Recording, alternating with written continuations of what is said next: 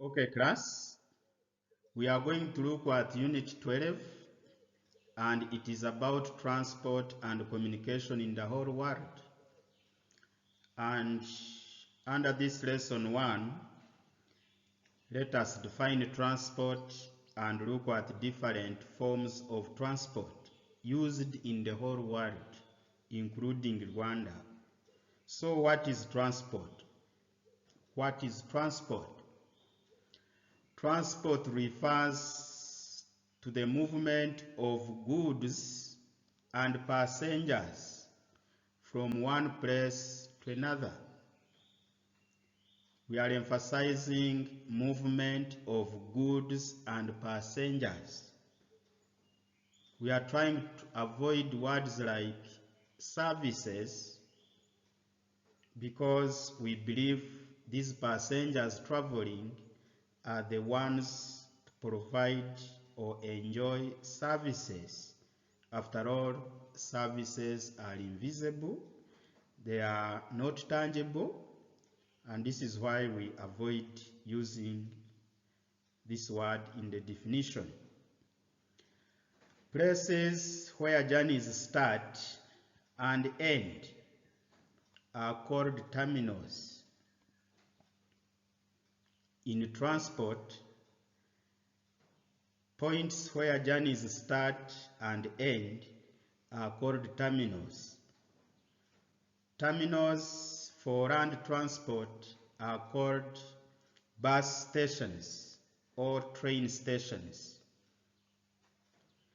Terminals for air transport are called airports. Terminals for water transport are called ports.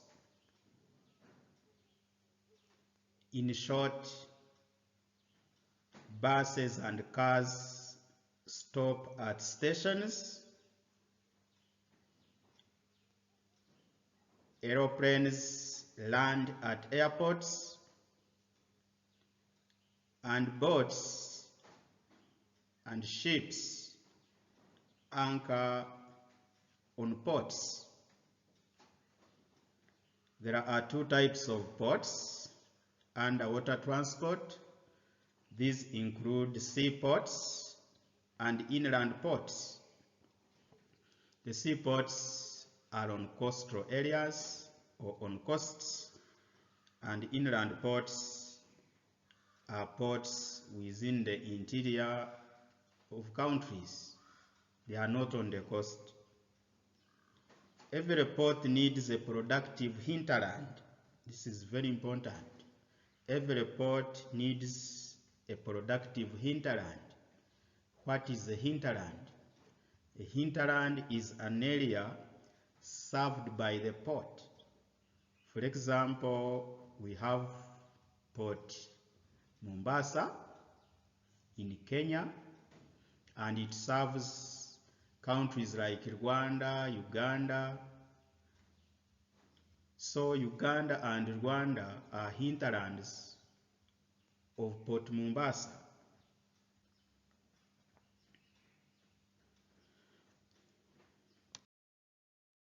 Forms of transport. We are using the word forms. Forms are bigger than types, and types are bigger than means. Let me give one example. Land is a form of transport. Road is a type of land transport.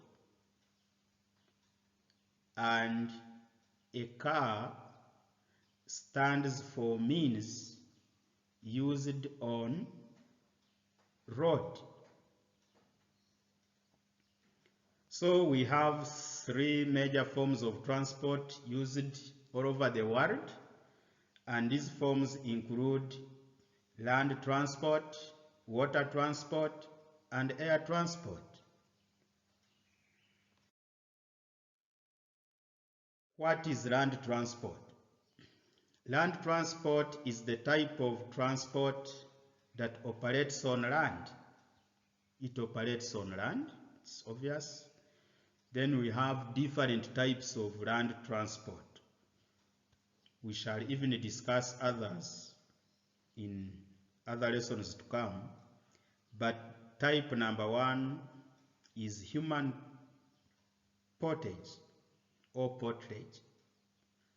It is a type of land transport, human portage. How does it work? This is when people carry their goods, carry their load, carry their luggage on their heads,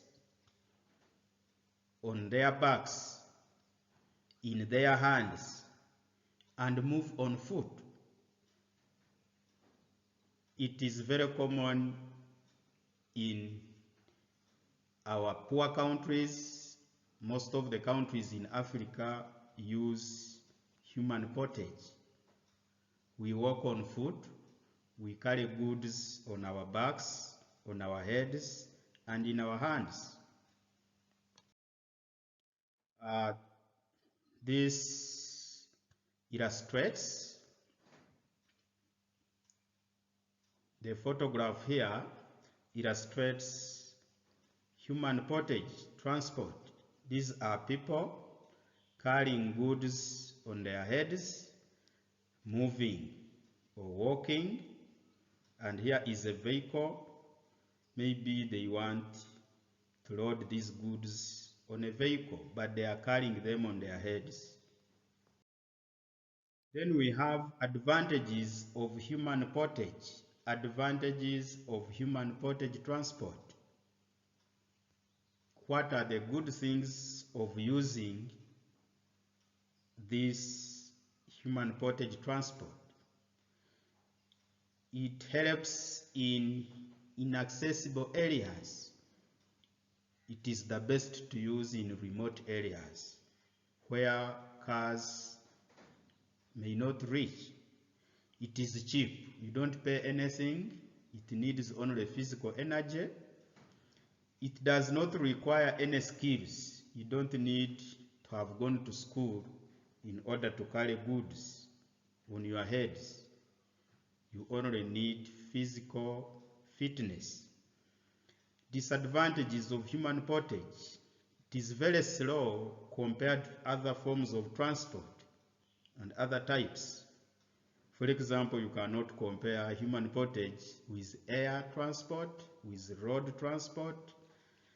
It requires a lot of human energy. In short, it is tiresome. It does not carry heavy goods. This is obvious. It is not good for urgently needed goods because it is slow. Goods which are needed urgently cannot be transported by a human being walking on foot. For example, newspapers, medicine. It is local and backward.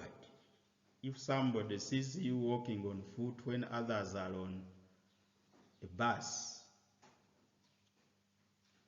he calls you local, traditional, and backward. Thank you.